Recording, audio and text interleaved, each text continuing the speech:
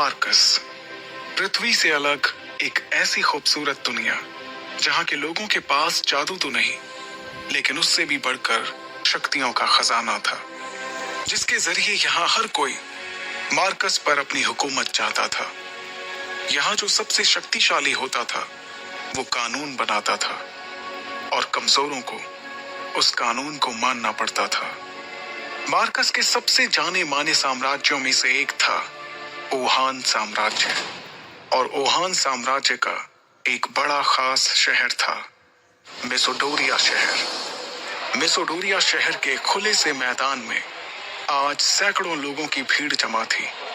ये सभी शक्ति स्तंभ के जरिए अपनी अपनी शक्तियों के सितारों को परखना चाहते थे। इस स्तंभ पर 9 सितारे थे, जिन्हें पाकर ही आप शक्तियों के अगले रैंक पर जा सकते थे। ध्रुव 3 साल पहले शक्ति स्तंभ पर 9वें सितारे को पा चुका था, लेकिन अचानक उसकी शक्तियां तीसरे सितारे पर आकर रुक गईं, और तभी से ध्रुव वापस से 9वें सितारे को पाने के लिए मेहनत कर रहा था।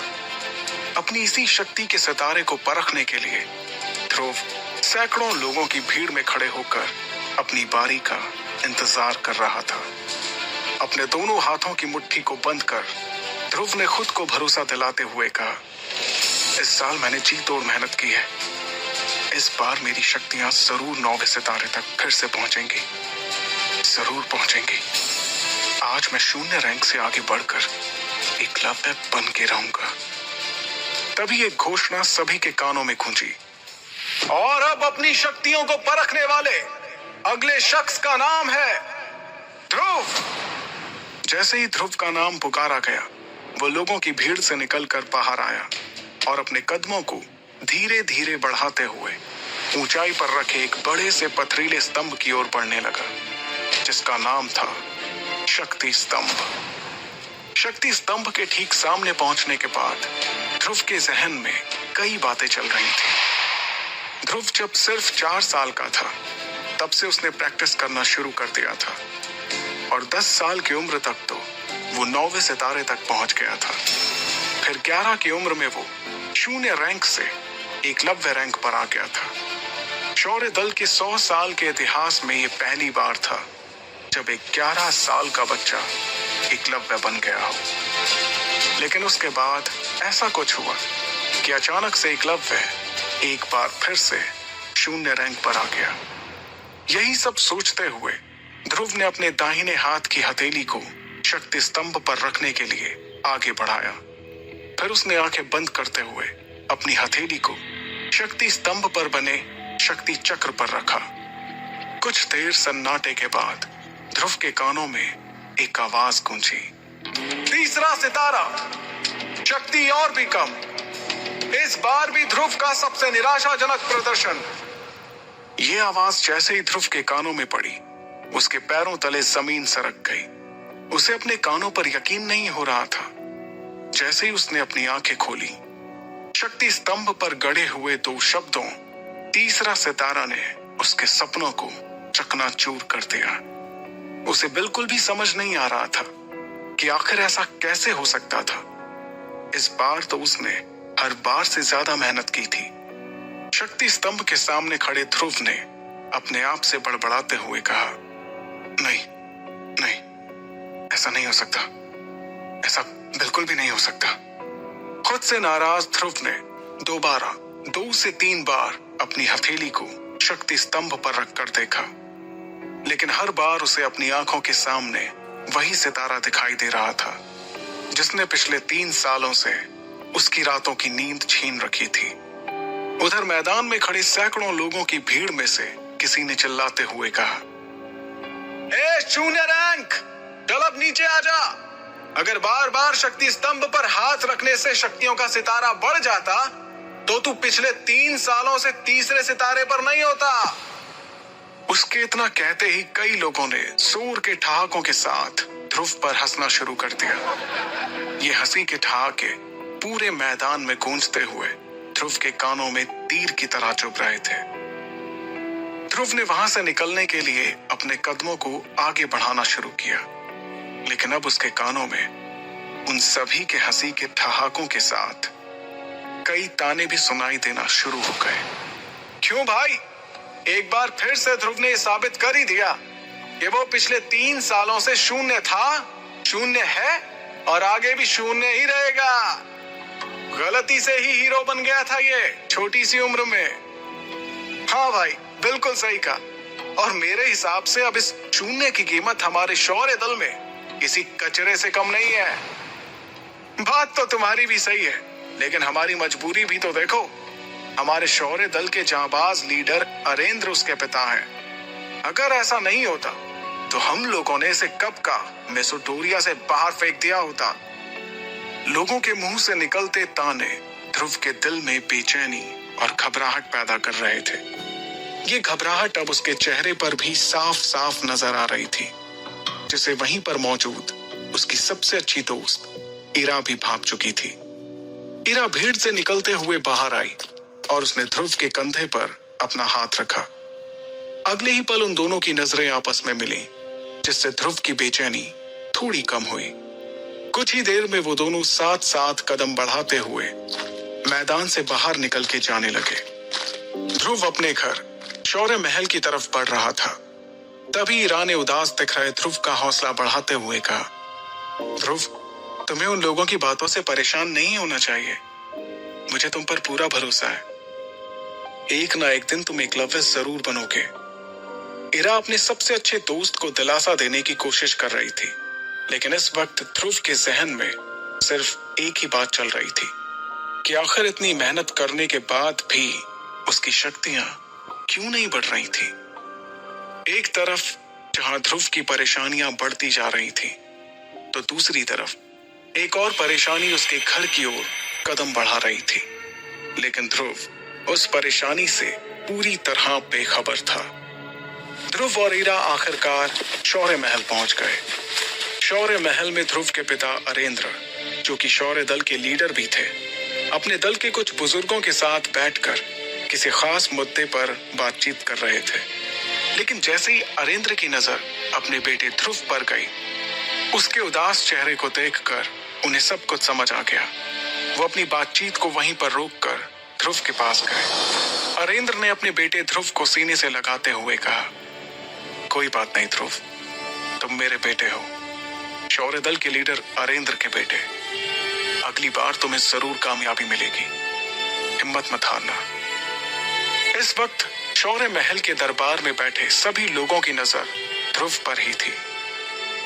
तभी अचानक एक लड़की नीले रंग के गाउन में अपने लंबे लंबे कदमों के साथ शौर्य महल के इस दरबार में दाखिल हुई। इस लड़की का नाम लारा जयान था। लारा के दादाजी ओहान साम्राज्य के शेर दिल सेनापति रह चुके थे और लारा अंबर दल की होने वाली लीडर थी। अंबर दल ओहान साम्राज्य के सबसे ताकतवर दलों में से एक था। यह इतिहास में पहली बार था कि कोई इतनी कम उम्र में अंबर दल का लीडर बनने वाला था।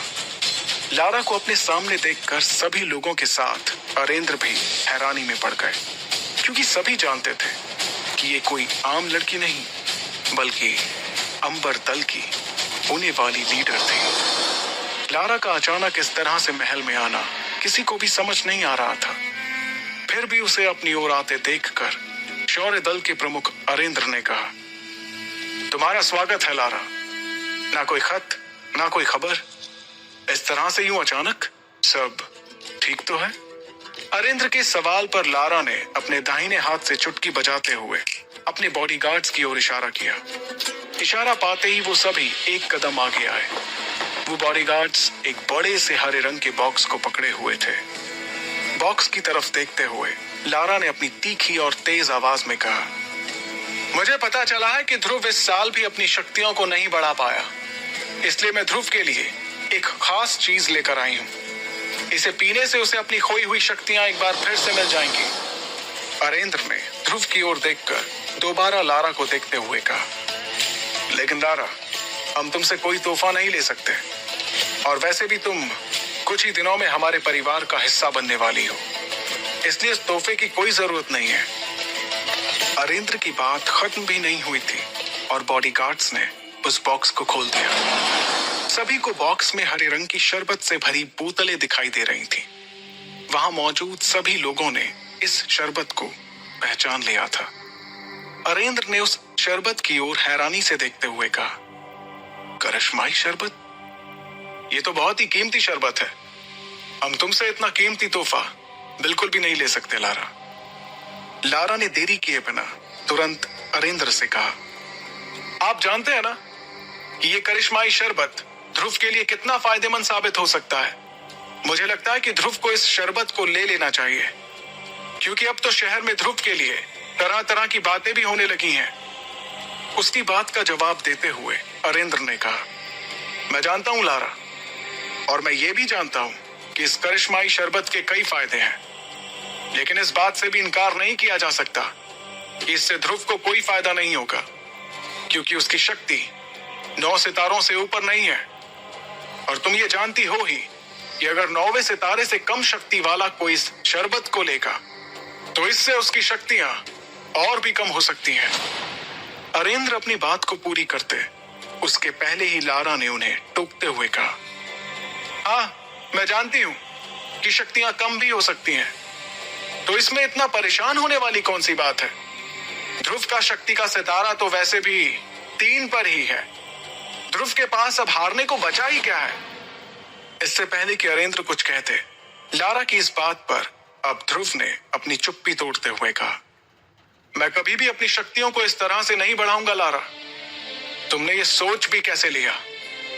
लारा ने भी तुरंत इस बात का जवाब दिया, अच्छा, तो फिर तुम किस तरह से अपनी शक्तियां बढ़ाओगे? वैसे ही जैसे पिछले 3 साल से बढ़ा रहे हो। लारा की इस बात का ध्रुव के पास कोई जवाब नहीं था। लारा ने अरेंद्र के पास जाकर उन्हें इत्मीनान से कहा, ठीक है, अगर आप इस करिश्माई शरबत को तोहफे के तौर पर नहीं लेना चाहते तो क्या आप मुझे इसके बदले में कुछ दे सकते हैं? लारा की इस बात पर अरेंद्र ने बिना कुछ सोचे समझे कहा, हाँ, बिल्कुल, क्यों नहीं। हम तुमसे इस शरबत को लिए बिना भी तुम्हें जो चाहिए वो दे सकते हैं। लारा ने बेझिझक जवाब दिया, मेरे और आपके परिवार के बड़े लोगों ने सालों पहले ध्रुव और मेरा जो रिश्ता तय किया था, मैं उसे आज तोड़ना चाहती हूं।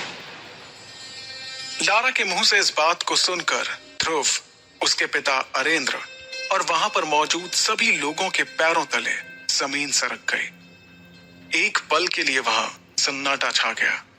किसी को भी इस बात पर यकीन नहीं हो रहा था कि लारा ने अपने और ध्रुव के रिश्ते को तोड़ने की बात कही थी।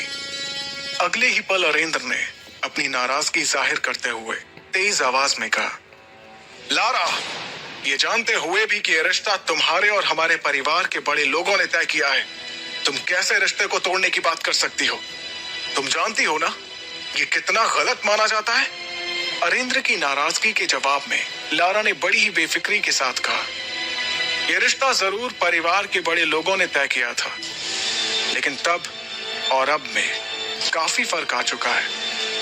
आज मेरे और मेरे परिवार के लोगों की शक्तियां कहां से कहां पहुंच चुकी हैं, जबकि ध्रुव पिछले 3 सालों से वहीं पर अटका हुआ है। लारा के मुंह से अपने और अपने परिवार की बेइज्जती होते देखकर अब ध्रुव से रहा नहीं जा रहा था। उसे लारा पर बहुत गुस्सा आ रहा था। तभी लारा ने अपनी बात को आगे बढ़ाते हुए कहा, और वैसे भी सभी जानते हैं कि मैं इस वक्त अंबर दल की लीडर बनने वाली हूं, और इसके लिए ये बहुत जरूरी है कि मेरा किसी कमजोर के साथ कोई संबंध ना हो। इसलिए बेहतर यही होगा कि यह रिश्ता आगे बढ़ने से पहले यहीं पर टूट जाए। अंबर दल की लीडर बनने वाली बात पर गौर करते हुए अरेंद्र ने उससे कहा, तो ये है असली बात, बाकी सब तो तुम्हारे लिए एक बहाना था, सिर्फ एक बहाना। तुम्हें परिवार की कोई फिक्र नहीं है। तुम्हारे सिर पर तो सिर्फ सबसे शक्तिशाली बनने का जुनून सवार है, और इसलिए तुम इस रिश्ते को तोड़ना चाहती हो। इस बार लारा ने बेशर्मी से जवाब देते हुए कहा, तो आप ही बताइए कि मैं कैसे उस इंसान से अपना रिश्ता जोड़ लूं जो पिछले 3 सालों से अपनी शक्तियों को बढ़ा नहीं पा रहा। लारा की इस बात का वाकई में वहां पर किसी के पास कोई जवाब नहीं था। तब लारा ने दोबारा उस करिश्माई शरबत की तरफ देखते हुए कहा, अब आपके लिए यही बेहतर होगा कि आप मेरी बातों को मान लें और इस करिश्माई शरबत को स्वीकार करते हुए इस रिश्ते को तोड़ दें, क्योंकि आप भी जानते हैं कि शरबत कितना कीमती है और ध्रुव के लिए कितना जरूरी है। अब ध्रुव के सब्र का बांध भी टूट चुका था। वो लारा के ठीक सामने आकर खड़ा हो गया और उसकी आंखों में आंखें डालते हुए बोला, ठीक है, तुम्हें इस रिश्ते को तोड़ना है तो ये टूटेगा, जरूर टूटेगा। ध्रुव के इतना कहते ही सभी हैरानी से उन दोनों के चेहरे की तरफ देखने लगे। तभी ध्रुव ने अपनी बात को आगे बढ़ाया, लेकिन इस रिश्ते को तोड़ने से पहले हमारी शादी होगी और उसके बाद मैं तुम्हें तलाक देकर इस रिश्ते को हमेशा हमेशा के लिए तोड़ दूंगा। बताओ, है मंजूर? ध्रुव की इस बात पर लारा ने तपाक से गुस्से में झल्लाते हुए कहा, ये क्या बकवास कर रहे हो तुम? तुम्हें मालूम भी है इससे मेरे परिवार की कितनी बदनामी होगी? तब ध्रुव ने बड़े ही इत्मीनान से जवाब देते हुए कहा, तो जो तुम कर रही हो उससे हमारे परिवार की बदनामी नहीं होगी? जब बदनामी होनी ही है तो क्यों ना दोनों की ही हो? इस जवाब पर लारा ने तेवर दिखाते हुए कहा, मुझे यकीन नहीं आ रहा है कि मैं उसी ध्रुव से बात कर रही हूँ जिसे मैं कुछ सालों पहले मिली थी। ध्रुव ने बिना वक्त गवाए अपने उसी अंदाज को बरकरार रखते हुए कहा, मुझे भी यकीन नहीं हो रहा है कि कैसे तुम इस करिश्माई शरबत की आड़ में इस रिश्ते को खत्म करने के लिए बिना कुछ सोचे समझे यहाँ चली आई। इतनी बातें करते हुए ध्रुव और लारा दोनों के चेहरे एक दूसरे के बहुत ही नजदीक आ गए थे। उन दोनों की आंखें एक दूसरे को घूरे जा रही थी। माहौल गर्माता हुआ देखकर लारा के बॉडीगार्ड्स अपनी जगह से आगे बढ़े, लेकिन अगले ही पल लारा का एक इशारा मिलते ही उन सभी ने अपने आप को रोक लिया। फिर लारा ने अपनी बात को आगे बढ़ाते हुए कहा, मेरे पास एक तरीका है जिससे हम इस रिश्ते का फैसला कर सकते हैं। ध्रुव ने उससे पूछा, और वो क्या है? लारा ने कहा, 3 साल बाद हम दोनों के बीच एक मुकाबला होगा। अगर उस मुकाबले में मैं जीत गई तो तुम्हें इस रिश्ते को तोड़ना होगा, और अगर तुम जीत जाते हो तो वही होगा जो तुम चाहोगे। लारा की ये शर्त सुनते ही शौर्य महल में एक सन्नाटा छा गया था। अब सभी की नजरें ध्रुव के जवाब का इंतजार कर रही थी। क्या ध्रुव अपनी मंगेतर लारा की शर्त मानेगा? आखिर क्या वजह है जो ध्रुव की शक्तियां पिछले 3 सालों से आगे नहीं बढ़ पा रही थी? कैसे लड़ेगा ध्रुव अपने से शक्तिशाली लारा से? आगे की कहानी जानने के लिए सुनते रहिए सुपर योद्धा, सिर्फ पॉकेट एफएम पर।